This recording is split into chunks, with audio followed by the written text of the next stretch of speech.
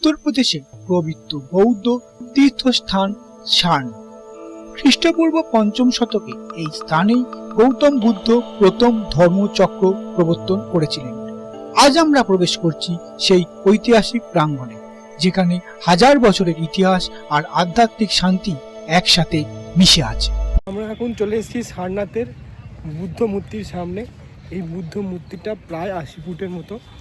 এইখানে সারনাথের বুদ্ধ মূর্তি অনেকটাই দেখাচ্ছি কত বড়, প্রচন্ড। চোখের সামনে যে বিশালাকার দাঁড়ানো বুদ্ধ মূর্তিটি দেখা যাচ্ছে, এটি প্রায় 80 ফুট উচ্চতা। 2011 সালে উদ্বোধন হওয়া এই মূর্তিটি গৌতম বুদ্ধের অভয় মুদ্রাকে তুলে ধরে, যার অর্থ নির্ভয়তা, আশ্বাস ও করুণা। যদিও এই মূর্তিটি আধুনিক সময় নির্মিত, তবুও এটি স্মরণ করিয়ে দেয় সেই প্রাচীন যুগকে, যখন বুদ্ধ মানব জাতিকে অহিংস ও শান্তির পথ দেখিয়েছিলেন।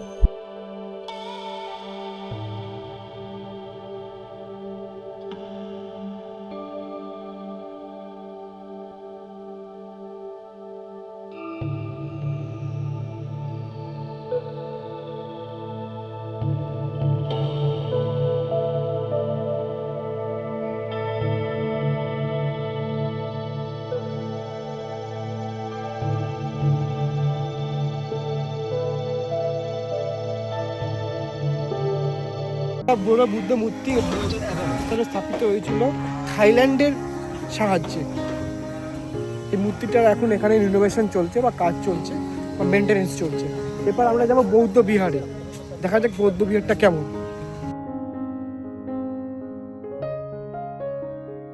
এই ওয়াকথাই সারনাথ মন্দিরটি 1933 সালে থাইল্যান্ড সরকারের উদ্যোগে নির্মিত হয়। এর উদ্দেশ্য ছিল সারনাথের পবিত্রতাকে সম্মান জানানো এবং ভারত ও থাইল্যান্ডের হাজার বছরের বৌদ্ধ সাংস্কৃতিক সম্পর্ককে আরো দৃঢ় করা। বাইরে থেকেই চোখে পড়ে থাই স্থাপত্য শিল্পের অনন্য সৌন্দর্য, সোনালী ছোঁয়া, নিখুঁত খোদাই আর এক শান্ত আবহ।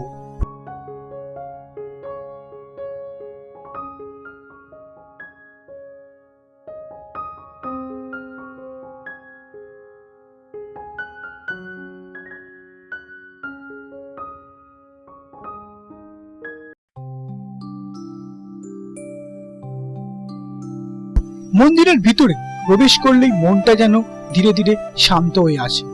এখানে স্থাপিত বুদ্ধ মূর্তিটি ধ্যানমগ্ন ভঙ্গিতে বসানো, যা আত্মসংযম, ধ্যান ও প্রজ্ঞার প্রতীক।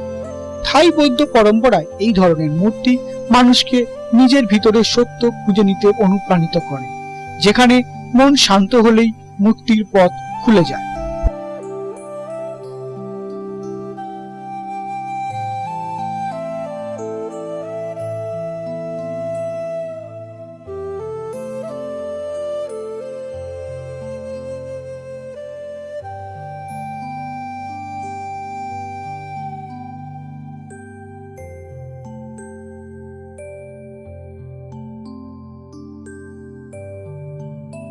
এটা ভুল বলেছিলাম, আসলে এটা হচ্ছে থাইল্যান্ড টেম্পল।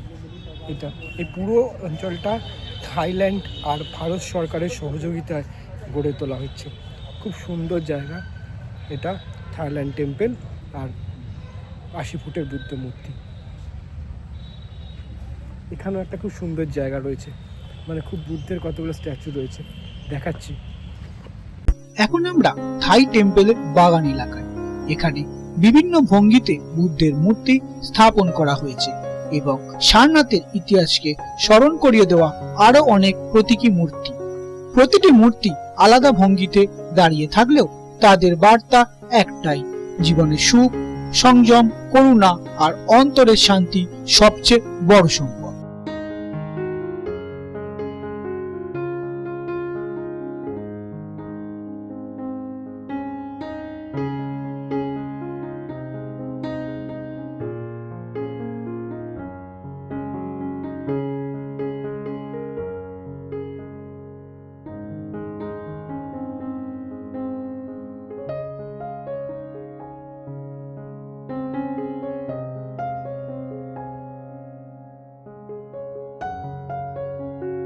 এই শান্ত ও পবিত্র স্থান থেকে বিদায় নেওয়ার সময় মনে একটাই অনুভূতি, সারনাথ শুধু একটি দর্শনীয় স্থান নয়, এটি ইতিহাস, বিশ্বাস আর আত্মিক শান্তির এক চিরন্তন ঠিকানা।